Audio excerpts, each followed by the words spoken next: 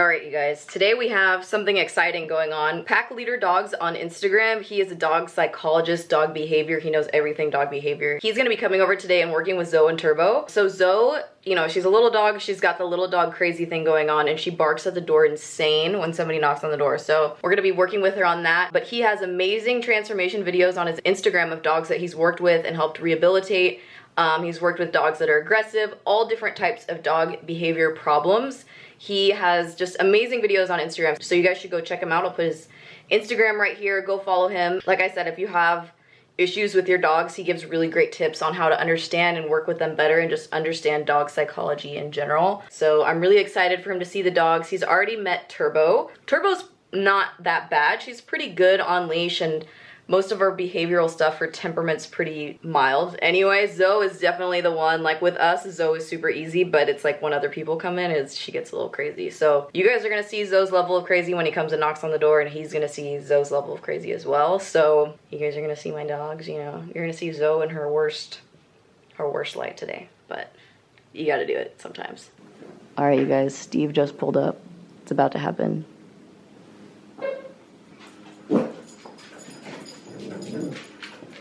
Zoe, you're not doing your thing.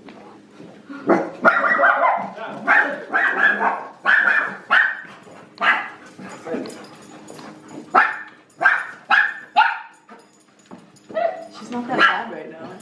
Normally, I take her outside to the driveway if somebody new is coming over, because she's just so, if they come in the house first, that's when it gets really crazy. Yeah. So I take her outside, but it's usually a few minutes. Of like the scream crying, like needles in your brain sound. And she's going around them. And yeah. First thing you put a leash on. Nice. Oh yeah, that's a big problem with them. Why? They don't like each other. Hate each other. No, but that was just a normal conversation. Yeah. Turbo doesn't hate her. Zoe. That's a normal conversation because he's high. He's like, what's up? Yeah. Like that, and she's just basically saying, too much. Yeah. She's coming in excited, but I'm letting her know that I'll tell him. I'll tell her. Yeah, it keeps coming to her. I'll tell her what to do. You don't need to do it. Yeah. We're just going to take a lot of pressure off her and a lot of the nervousness away from her. So pushing her away. Yeah. That's the approach that she's saying no to. So hey, not right now. Oh. She's coming in much more gentle. Yeah. So I'm just blocking her right now, saying, hey, too much. Don't come in with that energy. But if you come in more calm, that'll give you affection.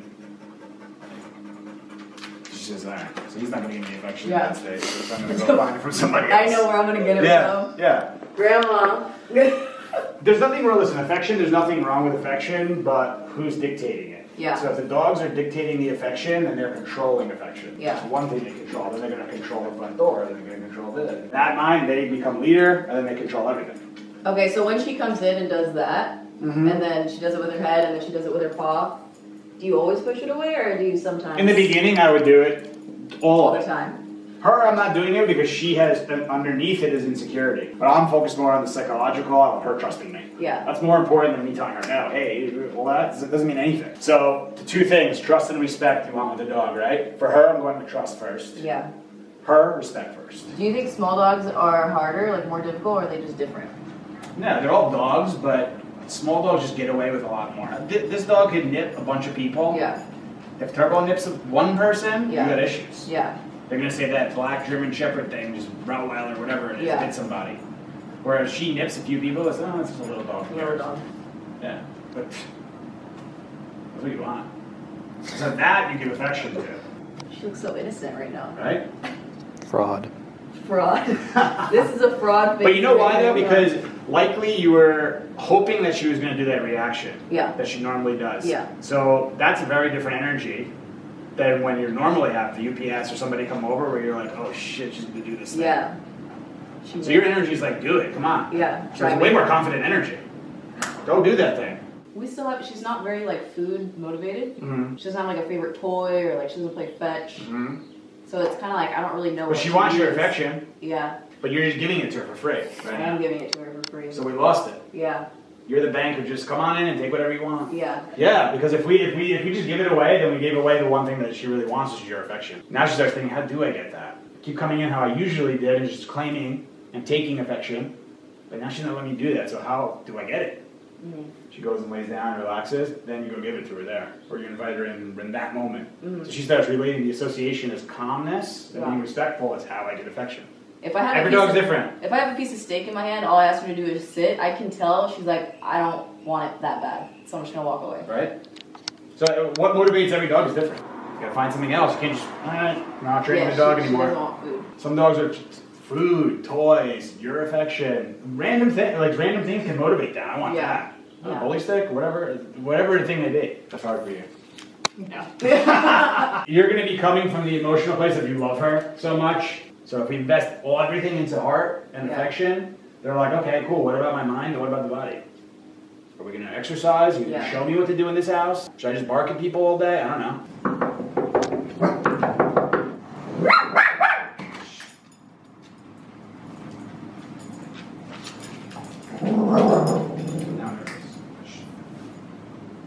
So she's used to claiming that door. That's all about her. I'm just gonna add to shh. There you go. Shh. So watch. If I came to the door, I wanted to see who was here. Go. Waiting for the movement. Right there. Shh. Good. Shh.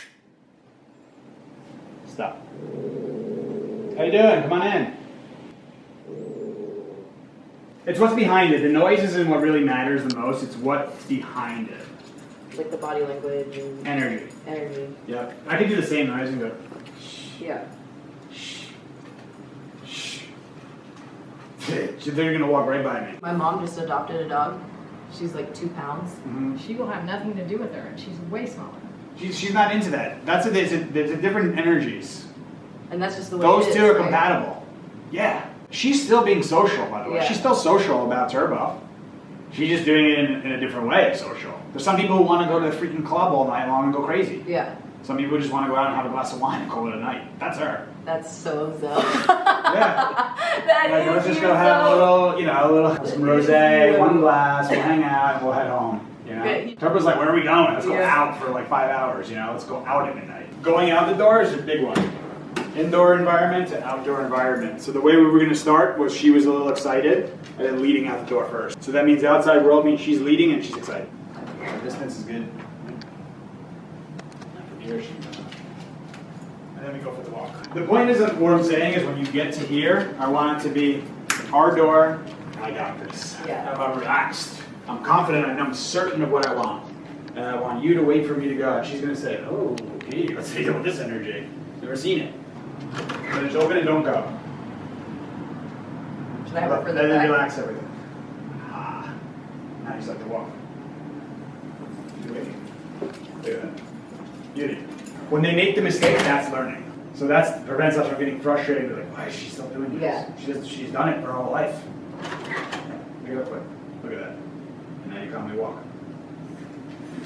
Wow. So you have the nose, the eyes, and the ears all waiting for you. So when you're ready, you just head up, shoulders back.